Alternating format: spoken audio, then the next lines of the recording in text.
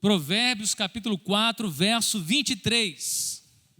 Que o Senhor abençoe a gente pela sua palavra. Como precisamos da palavra de Deus, como dependemos dela, como ela é importante para poder guiar a nossa vida, como que a palavra de Deus é importante para nos ajudar a passar por momentos difíceis, como que a palavra de Deus é importante para quando a gente está bem, ela também nos lembre sempre do nosso Criador. Provérbios 4, 23.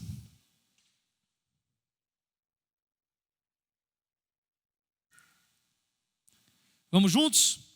Sobre tudo o que se deve guardar, guarda o coração, porque dele procedem as fontes da vida. Senhor, estamos diante da Tua palavra, estamos cultuando a Ti, desde o início desse culto, já tivemos oportunidade de falar com o Senhor em oração, adorarmos o Senhor com canções tão profundas, como a que cantamos, que diz que quem pisou no Santo dos Santos não sabe viver em outro lugar. Deus, nós clamamos pela Tua glória sobre a nossa igreja, Tua glória sobre a nossa vida, para que a gente seja cheio do Teu Santo Espírito e que constantemente haja esse desejo, esse ardor pelas coisas do Senhor. Diante da Tua palavra, Deus, fale com a gente, ministra ao nosso coração, ajude a gente a guardar esse coração como é mandamento na Tua palavra. Assim oramos em nome de Jesus. Amém? E amém. Vocês costumam guardar coisas que não têm muita importância? Quem guarda coisas que não têm muita importância? A gente guarda de tudo, né? A gente guarda o que precisa, a gente guarda o que não precisa. E quando você ganha aquele presente legal, que vem numa caixa bonita, você não vai fazer nada com aquela caixa, mas você fica com dó de jogar a caixa fora. Só eu que tenho isso? Eu gosto até de caixa de sapato, gente. Então, às vezes a gente ganha uns presentes, uma sacola bonita, e tem sacola que você não pode nem pôr outro presente para dar para outra pessoa, porque não é da mesma coisa, né? Não dá certo. Mas como que nós guardamos coisas? Só que algumas coisas são importantes e outras não. Jogamos também coisas importantes fora. Alguém jogou alguma coisa importante fora, alguma vez na vida? Um comprovante, uma coisa que você achou que era para doar e não era para doar? Jogou uma roupa que estava com dinheiro dentro? Já aconteceu isso? Não, né? Pôs a roupa a lavar e tinha um dinheirinho lá escondido, e você descobriu ele depois todo esfarelado. Antigamente tinha uma nota, eu acho que era de R$10, né, que ela era de plástico, né? Mas não pegou não. Aquela nota você podia lavar, não tinha problema nenhum, né? Eu uma vez joguei um comprovante fora, e eu não sei o que deu. Depois falou que a gente não pagou, e a gente falou que pagou. Cadê o comprovante? Não tinha. Então a gente teve que pagar de novo, né? Contudo, quando aqui fala sobre guardar, e ele está falando sobre não guardar coisas, mas guardar aquilo que é o mais importante da nossa vida, porque diz que precisamos guardar o nosso coração, e ele já dá a razão em seguida, dizendo porque dele procedem as fontes da vida. Ou seja, é desse coração, é esse coração que me move. Desse coração vem coisas boas e vem coisas ruins. É desse coração que sai da minha boca palavras que abençoam, e é desse coração que pode sair palavras da minha boca que destrói pessoas. Então, desse coração eu posso ter bons sentimentos e me agarrar a esses bons sentimentos, ou eu posso ter maus sentimentos e também me agarrar a esses maus sentimentos. Então, quando fala de guardar o coração, obviamente não é de você pegar o coração e colocar no lugar, né? As 7 chaves. Mas é de você proteger o seu coração. O sentido da palavra é como que você protege esse coração. Como que você blinda para aquelas coisas que são más. E como que você abre esse coração para aquilo que é bom. É um grande desafio. Quem é que nunca colheu um sentimento ruim no coração? Quem é que nunca ficou remoendo coisas que não adiantavam? Não fazia você caminhar para frente, te trouxe tristeza, talvez te deu até azia. Já sentiu azia por causa de um pensamento? Já perdeu noite de sono por causa de uma preocupação? E dependendo, várias outras coisas podem ser desenvolvidas na sua vida por causa de um coração amargurado. Vou até citar um versículo, vou adiantar um versículo que está aqui, que é que um coração alegre, o que faz com o rosto? Aformoseia. Quem ri muito fica mais bonito. Quem ri pouco ou fica com a cara mais fechada, fica mais distante, né? Mais distante. Então a gente precisa aprender a proteger, a guardar esse coração. Muitas vezes protegemos as pessoas erradas e não protegemos pessoas certas. E isso tem uma conexão de como que a gente lida com a nossa própria vida. Porque podemos ter blindagens que são sadias para nós e blindagens que não são sadias para nós. Proteger também significa cuidar. Não só tomamos o cuidado para que sementes ruins não sejam plantadas, mas também trabalhamos arduamente para que sementes boas sejam plantadas. Gerir o próprio coração, gerir as próprias emoções, é uma tarefa e uma responsabilidade muito útil para que a gente tenha uma boa vida, para que a gente viva os planos de Deus para nós. Se você pesquisar na internet, você pode achar num site, num blog, isso aqui é uma pesquisa antiga que eu fiz, mas você deve achar ainda. Tem a seguinte frase: o coração é o símbolo daquilo que não pode ser controlado, nem pelo intelecto, nem pela vontade. Em nossa cultura, normalmente ligamos a palavra coração aos sentimentos. E talvez, no entendimento da maioria, sentimento seja algo tão poderoso e misterioso que não pode ser controlado. Por isso, um autor desconhecido afirmou: o coração tem razões, quem já ouviu isso? Que a própria razão desconhece. Ou seja, os sentimentos possuem suas próprias leis. Mas presta atenção, não corta aqui não, porque senão vai dizer que eu afirmei uma coisa que não é verdade. Isso é a maneira como as pessoas interpretam. As pessoas veem o coração dessa maneira, a nossa cultura, sentimento, e a gente acha que os sentimentos eles não podem ser controlados. Mas isso não é verdade. Até porque quando a gente olha na palavra de Deus, quando fala coração, você não pode ler com essa mente brasileira que junta coração com sentimento. Foi mais forte do que eu. Vamos entender. Porque na Bíblia, coração tem a ver com sentimento, tem a ver com afeições, quer dizer, mistura sentimento, mas tem a ver com afeições, desejos e motivações. Tem a ver com razão, tem a ver com intelecto, tem a ver com princípios, tem a ver com pensamentos, tem a ver com a vontade.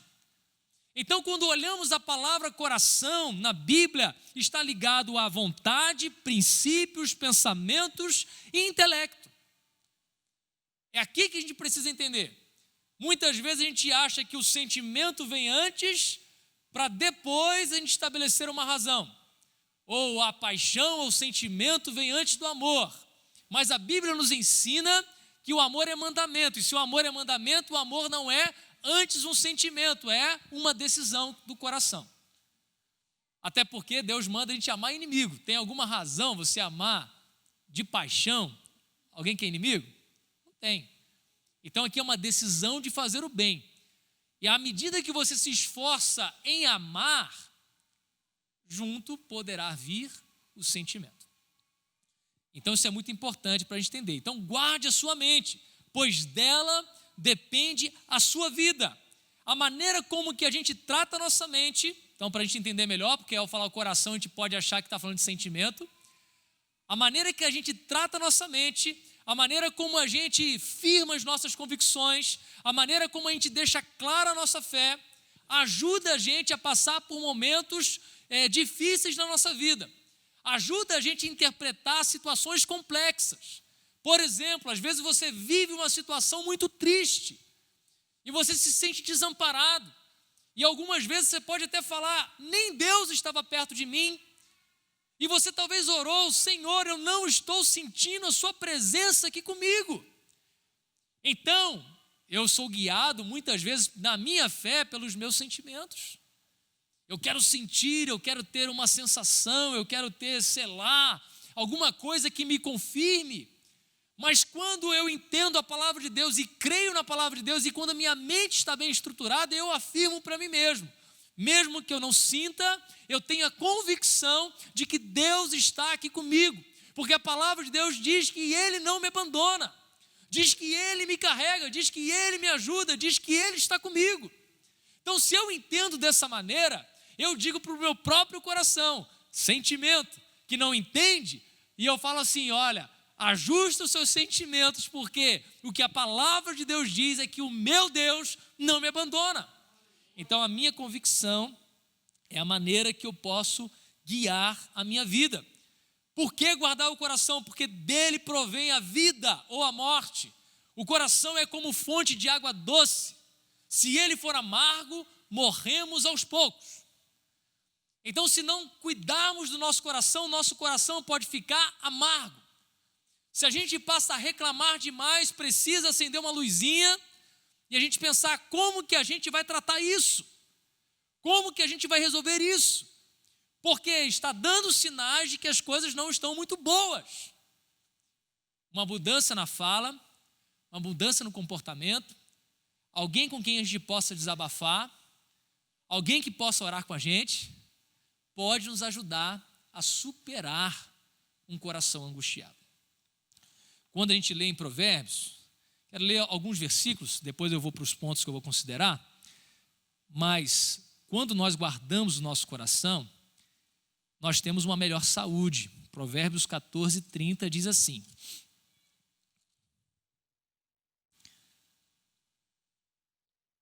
o ânimo sereno é a vida do corpo, mas a inveja é a podridão dos ossos. Então, quando eu controlo esse meu ânimo, eu tenho a vida no meu corpo. Então, depois a gente tem uma melhor formosura, uma melhor estética, aparência. Provérbios 15:13, que eu já falei. O coração alegre deixa o rosto mais bonito. Melhor sociabilidade. Provérbios 22:11. Vai dizer: o que ama a pureza do coração é grácil no falar e terá por amigo o rei. Então, quando eu cuido desse coração, a minha fala fica melhor, a minha conversa fica melhor, a minha companhia se torna mais agradável. Isso me ajuda nos meus relacionamentos. Felicidade. Provérbios 28, versículo 14. Feliz o homem constante no temor de Deus, mas o que endurece o coração cairá no mal. Então, o homem que é constante no temor do Senhor é o inverso do homem que endurece o seu coração. Então, é alguém que amoleceu o seu coração em relação a Deus. Então, quem faz isso, já diz, feliz o homem, é bem-aventurado. Como que eu posso guardar o meu coração? Como eu posso guardar a minha mente? Primeira palavra para a gente guardar. Eu posso guardar a minha mente e o meu coração quando eu encho a minha mente da palavra de Deus. Então guarda aí, palavra de Deus. Eu guardo esse meu coração quando eu mergulho na palavra de Deus. Quando eu permito não só eu ler a palavra de Deus, mas eu permito também que a palavra de Deus me leia. Olha o que está escrito no Salmo 119, verso 10 e verso 11. Eu te busco de todo o coração. Não permitas que eu me desvie dos teus mandamentos. Guardei no coração a tua palavra para não pecar contra ti. Guardei no coração a tua palavra. Então, para que eu guarde a palavra de Deus no meu coração, certamente não é só necessário lê-la. E também não dá para guardar se eu não lê-la. Então, se eu não ler, não tem como eu guardar essa palavra. Mas só ler também não significa que eu guardei essa palavra. Porque quando a gente olha, especialmente no Novo Testamento, e a gente vê a cultura ali dos religiosos, como os fariseus que conheciam profundamente a palavra de Deus, discutiam teologia, criam em coisas importantes que o próprio Paulo, mesmo depois de convertido, manteve a sua opinião, como, por exemplo, a existência de anjos, a ressurreição do corpo. Eram doutrinas corretas defendidas por fariseus, e Paulo depois vai dizer: eu mantenho essas convicções, porque elas são bíblicas, elas são corretas. Contudo, eles não tinham guardado a palavra de Deus no coração, ao ponto de fazer as suas orações, não faziam com sinceridade para Deus, mas fazia para ser visto pelas pessoas. Ao ponto de que, se eles faziam bem para alguém, eles não faziam para ajudar e como algo que pudesse ser benefício para aquela pessoa e adoração a Deus. Eles davam uma ajuda para dizer para as pessoas: veja, eu estou ajudando. É sempre querendo se mostrar para as pessoas e sempre querendo receber a glória. Então, o importante é guardar essa palavra no coração. Então eu leio a palavra de Deus, entendo o que a palavra de Deus diz a meu respeito, introduzo essa palavra dentro de mim e faço o que Jesus me falou. Bem-aventurado não é o que ouve a palavra de Deus e não pratica, mas é aquele que ouve e pratica. É quem coloca em prática. Conseguimos colocar tudo em prática? Não conseguimos. Mas a gente mantém a nossa busca até a vinda de Jesus de obedecer todas as suas palavras. E naquilo que eu recebo de Deus e não consigo praticar, eu peço ao Senhor misericórdia e continuo a minha caminhada para poder praticar a palavra de Deus. Então, tenho que pedir isso constantemente. É melhor se apoiar na revelação de Deus do que nos nossos próprios pensamentos. Estamos sendo confrontados diariamente com o pensamento mundano. E a gente não contrapõe com a palavra de Deus. Há muitos conceitos, há muitos questionamentos, há muitas pressões sobre a igreja, porque as pessoas passaram a pensar a igreja não a partir da Bíblia, mas a partir de filosofia, de psicologia, de política. Aí mistura as coisas, envolve certas defesas e lutas que nada tem a ver com a palavra de Deus. Então, eu preciso conhecer essa palavra, guardar essa palavra, para que da fonte da revelação de Deus eu tenha algo seguro para poder firmar a minha vida. E não naquilo que eu acho, e não naquilo que eu sinto. Porque se eu vivo uma situação complexa e eu sou salvo, eu vou dizer: Deus é maravilhoso. Mas se eu vivo uma condição complexa e eu não sou liberto daquilo, eu posso ter a interpretação errada de que Deus não me ama, de que Deus não cuida de mim, e não é verdade. Quando alguma coisa ruim acontece a alguém, e eu conversei com uma pessoa hoje sobre isso, ainda as pessoas querem vincular algum tipo de pecado. A pessoa teve uma doença, deve ser algum pecado. Meu Deus! Ainda existe isso. Deve ter sido alguma coisa que você fez. Devemos nos lembrar o que os discípulos perguntaram a Jesus: por que ele nasceu cego? A culpa foi dele? A culpa foi dos pais? A culpa é de quem? Aí Jesus disse: a culpa não é de ninguém, ele é assim porque vai se revelar nele a glória de Deus. Então nós precisamos dirigir a nossa vida não com os nossos sentimentos, não com os nossos achismos, mas precisamos dirigir a nossa vida a partir da revelação de Deus. Como que eu vou fazer isso? Sem conhecer. Tem que ler. Mas adianta só ler? Não, tem que ler e tem que guardar. O guardar significa praticar, não é memorizar. Guardei, pastor, memorizei tudo. Sem dizer de cor. Dizer de cor também não é o que resolve. Entre uma pessoa que decorou e não pratica e uma pessoa que não decorou e pratica, qual que é melhor? É o que praticou. Então nós precisamos conhecer a palavra de Deus. Segundo, a primeira expressão é a palavra de Deus, ou seja, eu preciso guardar esse coração por meio da palavra de Deus. E segundo é a oração.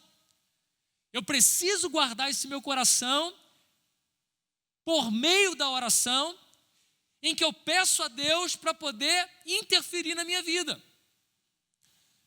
Como que é difícil guardar o coração? Não é algo fácil. Não é algo fácil. A palavra de Deus vai dizer que a nossa boca fala que está cheio o coração. Aí quando você lê em Tiago, Tiago vai dizer que a língua é um dos órgãos mais complicados que tem no corpo, porque quase ninguém consegue domar.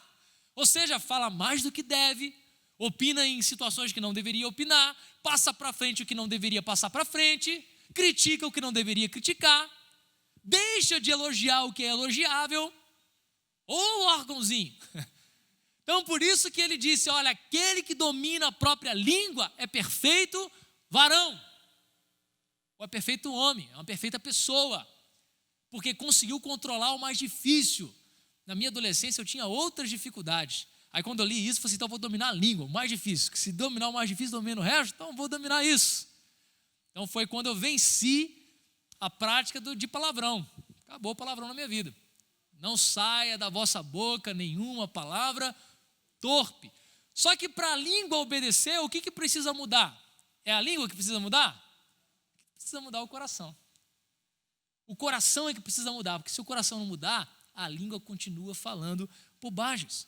Então, quando eu oro a Deus, eu preciso pedir ao Senhor, Senhor, ajuda-me a guardar o meu coração. Não é tarefa fácil.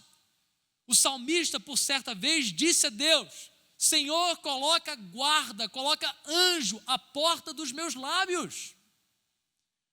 Se eu tenho anjos na porta dos meus lábios, é porque eu tenho um anjo operando no meu coração. Veja no Salmo 41. Salmo 41, nós temos uma dica de como a nossa oração pode ajudar a guardar o nosso coração. Verso 1 ao verso 4. Diz assim, Salmo 141, verso 1 ao verso 4. Senhor, a ti clamo, dá-te pressa em me acudir. Então, essa é uma das expressões maravilhosas da Bíblia. Você ora, fala com Deus, e dependendo da sua situação, você ainda pede urgência. Se Deus vai responder com urgência, é com Ele, certo? Senhor, dá-te pressa em me responder, ou seja, o coração dele está aflito. Inclina os teus ouvidos, ó Deus, a minha voz, quando te invoco. E Salmo 116 vai dizer que Deus, Ele inclina. Sabe o que é inclinar o ouvido? Inclinar o ouvido é quando alguém está interessado no que a gente fala. Quando você conversa com o público, você vê assim, as pessoas estão com a cabecinha meio viradinha assim, está prestando atenção. E se a gente começar a falar mais baixo, as pessoas vão fazendo assim, igual quem quer ouvir, sabe? Igual quando põe a orelha atrás da porta, sabe? Ah, sabe, né? Então você põe a orelhinha lá, ó. Deus faz isso, Ele inclina, é como quem está interessado em ouvir. E o salmista está dizendo, Senhor, faça isso. Suba a tua presença a minha oração, como incenso, se acende o incenso, vai aquela fumaça, que suba e chega nos altos céus. Seja o erguer das minhas mãos como oferenda da noite. Põe guarda, Senhor, a minha boca. Coloca guarda, Deus, a minha boca, vigia a porta dos meus lábios. Verso 4, não permitas que o meu coração se incline para o mal. Vamos orar isso aqui juntos? Não permitas que o meu coração se incline para o mal, para a prática de perversidades, pode ir junto, na companhia de homens que são malfeitores, e não coma eu das suas iguarias. Perceba que o mal muitas vezes é ligado às nossas companhias. As más companhias corrompem os bons costumes. Então o contrário também deve ser verdadeiro, não deve? As boas companhias produzem em nós bons costumes. Então, a gente precisa falar com Deus sobre o nosso coração, porque Deus tem poder para transformar corações. É a oração que a gente faz, às vezes, pelo incrédulo. Senhor, lá aquela oração de Jeremias, tira o coração de pedra e coloca um coração de carne. Tira o coração de pedra e coloca um coração de carne. Deus é aquele que trata coração. Ó Deus, assim como o Senhor, assim como o homem é capaz de com um filete de água colocar o pé e mudar o curso dessa água, o Senhor é poderoso para mudar o curso do coração do rei. Se Deus muda o curso do coração do rei, será que dá para mudar o nosso coração? Lógico que dá. Ainda mais se o pedinte sou eu. Sou eu que estou dizendo, Senhor, vê se há em mim algum caminho mau e guia-me pelo caminho eterno. A oração me liga a Deus. A oração me coloca em submissão a Ele. A oração me ajuda a vasculhar o que está aqui dentro. Alguém aqui já foi a um psicólogo alguma vez na vida? Pronto. Alguém já abriu seu coração para algum amigo alguma vez na vida? Pronto. Tem gente que está precisando fazer um dos dois, tá? Abriu o coração para um amigo. Porque às vezes o que a gente precisa é que alguém nos ouça. E quando a gente começa a falar, parece que a gente acha até as respostas. Parece que as ideias se organizam, certo? Quando a gente faz isso em oração também acontece, sabia? Faz uma terapia com Deus, a oração.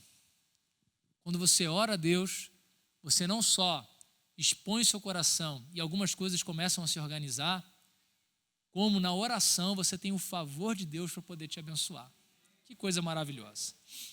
Primeiro, palavra de Deus. Segundo, oração. Terceiro, seleção. Guardo o meu coração quando seleciono bem as sementes que permitam que cresça nele. Talvez aqui esteja o ponto mais difícil, gente. É a gente saber selecionar. É a gente dizer, essa semente eu vou regar. Essa semente eu vou investir nela. Essa palavra que eu ouvi eu vou fazer germinar no meu coração. Agora essa outra aqui, aquela fofoca que chegou, aquela conversa atravessada, aquele problema que me trouxeram, mas que eu não tenho capacidade nenhuma para resolver, porque foram na pessoa errada, na pessoa certa não foram, eu não vou dar voz. Isso talvez seja uma das coisas mais difíceis. Quando você lê Mateus 13, 3-8, você vai ver Jesus contando sobre a parábola do semeador. Ali o foco é outro. É Jesus falando de alguém que sai semeando a palavra de Deus, e há corações que recebem a palavra de Deus e há corações que não recebem a palavra de Deus. Então eu preciso ser nessa parábola o coração que recebe a palavra de Deus e dá muito fruto, porque tem alguns lá que não dão fruto nenhum porque morrem antes do tempo. Tem outros que dão fruto, mas daqui a pouco, quer dizer, começa a dar uma crescidinha, mas daqui a pouco morre porque ficou sufocado. Outro ficou esturricado pelo sol porque cresceu, mas não achou raiz, não achou profundidade na terra para poder colocar suas raízes. Mas diz que uma semente, caindo em boa terra, ela é capaz de frutificar a 100 por 1. Então que na nossa vida e no nosso coração, a gente selecione coisas boas, princípios bons, palavras boas, conselhos bons, sentimentos bons. Não acolha sentimentos ruins no seu coração, não acolha inveja, não acolha raiva. Sentiu raiva, pergunte, por que dessa raiva? Como é que eu trato isso? Porque não é bom isso estar dentro de mim. Essa mágoa, esse rancor, como é que eu trato isso? E às vezes o caminho, ele não é difícil, assim, de saber o que é. Às vezes é difícil de trilhar. Isso aí que você está sentindo é o seguinte, é que você não perdoou. Se você perdoar, isso sara. Aí você fala, mas não quero perdoar. Então, vai continuar frutificando um negócio ruim dentro de você. Entendeu? Você está desse jeito, não é perdoar não, você tem que pedir perdão. E pedir perdão vai trazer uma certa vergonha para você. Mas vai resolver isso daí. Não, eu não me humilho jamais.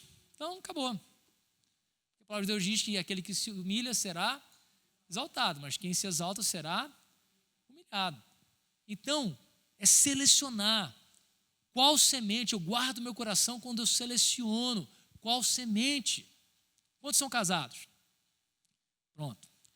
Já teve umas palavras assim de vez em quando, não já? Que feriu, que machucou. Pronto. A gente tem como escolher deixar isso frutificar ou não. Às vezes um desentendimento ele é resolvido facilmente quando a gente vai lá e diz, desculpa, não queria ter ferido não, falei muita bobagem, nem aquilo é verdade, dá um abraço aqui, eu te amo, e às vezes resolve. Às vezes a gente deixa a coisa tomar certa proporção que não deveria acontecer. Selecionar palavras que ouço. Então, o que gera no meu coração tem a ver com aquilo que eu ouço. Aí diz a palavra de Deus assim, quem ouve a palavra de Deus, o que gera no coração? Fé. Quanto mais eu ouço da palavra de Deus, mais fé é gerada no meu coração. Se o meu ouvido ouve só muito problema, só muito teoria da conspiração, só muito reclamação, o que pode gerar no meu coração? Um coração desanimado. Você já chegou perto de alguém que é sempre animado? e você tem a sensação de que você ficou animado também, porque aquela pessoa ficou do seu lado. Você já teve o contrário também? Você levantou feliz, chegou uma pessoa desanimada. Ela chegou tão desanimada que você ficou questionando a sua felicidade. Disse assim, eu não sei porque que eu estou feliz, a vida é horrível. Porque a pessoa está assim, ela está fechada, está triste, ela está amargurada. A Bíblia diz que a raiz de amargura pega. Um coração amargurado parece que distribui amargura. Ah, não. Então, o dia que você encontrar uma pessoa amargurada, não deixa a pessoa te amargurar. Amém? E põe alegria no coração dela. Porque também não adianta, né? Você vai falar assim, você está amargurado, fica aí sozinha, né? Cada um com os seus problemas. Não. Vai lá e fala para ela, seu coração está muito esquisito. Que isso? Você está falando muita bobagem. Eu vou falar um negócio aqui. Não é cutucando não, tá? Talvez se me ouvir, saiba que é de bom coração. Alguém me mandou esses memes que vem na internet, né? Pai de menina. Aí mostrou um cara dizendo lá, né? Papai, quando eu vou poder casar? Aí ele disse, 3 dias depois que eu morrer. Ou seja, aquela proteção de pai com relação à menina, né? E mandou para mim o meme. Eu falei, bobeira isso. Eu estou orando para ela arranjar um marido muito bom. Bobagem essas coisas. Porque a gente passa a introjetar uma coisa que, de longe, não é verdade. É mentira. Porque não tem nada pior uma menina que não encontrou a sua realização, a sua felicidade, por causa de um pai que a bloqueou. Entende? Cada um vai ter a sua trajetória de vida, mas dentro da sua trajetória de vida precisa ser feito sempre na presença de Deus. Deus que vai, eu quero que seja sarado nas suas emoções, seja o caminho que Deus der. Algumas mulheres, alguns homens serão, o que a palavra de Deus diz, eunucos, ou seja, não vão se casar. O que essas pessoas fazem, de acordo com a palavra de Deus? Se dedicam ao Senhor. Quem não é casado pode se dedicar 100% ao Senhor. Quem é casado, dá para se dedicar 100% ao Senhor? Dá não. Isso está na Bíblia. Porque diz que ele tem que cuidar da esposa. E a esposa tem que cuidar do marido. Quem é sozinho pode falar assim, eu vou ficar a noite toda orando e amanhã eu vou dormir o dia inteiro. Aí beleza, você é solteiro. Aí se você for casado, você fala assim, eu vou ficar a noite toda orando e vou ficar dormindo o dia inteiro. Ela fala assim, mas não vai mesmo. Se quiser orar à noite, você ora. Mas de dia você trabalha também, ajuda a cuidar das crianças. Vamos lá. Último. Então temos que ter a palavra de Deus, temos que ter a oração, temos que saber selecionar as sementes. E o último é submissão. Guardo o meu coração quando eu me submeto a Cristo todos os dias. Romanos 10, de 9 a 10, diz assim, se você confessar a sua boca que Jesus é Senhor e crer em seu coração que Deus o ressuscitou dentre os mortos, será salvo. Pois com o coração se crê para a justiça e com a boca se confessa para a salvação. Quando eu digo que Jesus, Ele é o meu Senhor e não só o meu Salvador, Salvador é fácil, né? A gente quer o Salvador, o que ajuda, o que nos levanta, o que nos socorre. Mas Jesus, Ele também é Senhor. E por ser Senhor, nós precisamos prestar a Ele obediência, serviço. Se Ele disser qualquer coisa, a gente não deveria discutir. A gente deveria dizer, sim, Senhor. Manda quem pode. Vocês estão afinados nesse versículo, hein? Colossenses 3. Abra a palavra de Deus em Colossenses 3.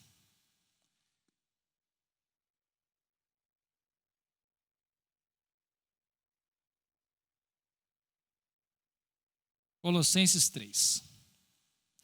Versículos 15, primeira parte do 16 e depois 17. Diz assim, verso 15. Seja a paz de Cristo o árbitro em vosso coração. Aqui seja a paz de Cristo o juiz do seu coração. Seja a paz de Cristo que te ajude a definir o que está certo e o que não está certo. Isso tem a ver com Deus, Cristo aprova. A paz de Cristo é outra coisa que a gente precisa entender, não é aquele sentimento só, eu senti paz, sabe? Eu roubei, mas eu senti uma paz. É um extremo, né? É um extremo, mas às vezes isso acontece. A pessoa está num caminho errado e diz que está sentindo paz. O argumento é esse. Não é isso, pastor. Olha lá, a paz de Cristo que seja o árbitro do nosso coração, né? Então eu senti uma paz. Mas a palavra de Deus reprova? Reprova. Então essa paz não vem de Deus. A paz de Cristo tem que se ajustar com o que Cristo ensina. Então seja a paz de Cristo quem vai orientar o seu coração, quem vai ser o juiz do seu coração, que vai te ajudar a decidir, a qual também foste chamado em um só corpo, e sede agradecidos. Habite ricamente em vós a palavra de Cristo. Então a paz de Cristo está linkada com a palavra de Cristo. Não pode entrar em conflito.